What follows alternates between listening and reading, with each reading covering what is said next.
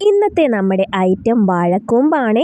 നമ്മുടെ പറമ്പിലും തൊടിയിലും എപ്പോഴും കിട്ടുന്നതും കാണുന്നതുമായ ഒന്നാണല്ലേ ഈ ഒരു വാഴക്കൂമ്പ്. അപ്പോൾ വാഴക്കൂമ്പും പരിപ്പും വെച്ചിട്ടുള്ള നല്ല അടിപൊളിയായിട്ടുള്ള ഒരു തോരനാണ് നമ്മൾ ഇന്ന് തയ്യാറാക്കാൻ പോകുന്നത്.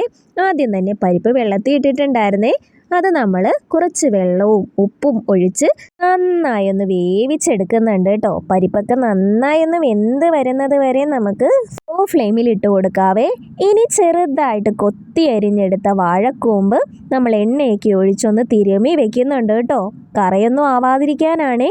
പിന്നെ നമ്മൾ കുറച്ച് തേങ്ങ ചുരുകിയത്, ജീരകവും പച്ചമുളകും കൂടി ഒന്ന് ക്രഷ് ചെയ്ത് മാറ്റി വെക്കുന്നുണ്ട്. ഈ ഒരു സമയത്തിന് നമ്മുടെ പരിപ്പൊക്കെ നല്ല അടിപൊളിയായിട്ട് വെന്ത് വരുന്നുണ്ട്. തീരൊക്കെ വേവിക്കുമ്പോഴേക്കും പരിപ്പ് വെന്ത് കിട്ടാൻ അല്പം പാടാണ് കേട്ടോ. ധൃതിയുള്ളവരാണെങ്കിൽ കുക്കറിൽ വേവിച്ചാൽ മാത്രം മതി കേട്ടോ. 2 വിസിലടിക്കുക, നമ്മുടെ പരിപ്പ് ഇവിടെ റെഡിയായി കിട്ടുവേ.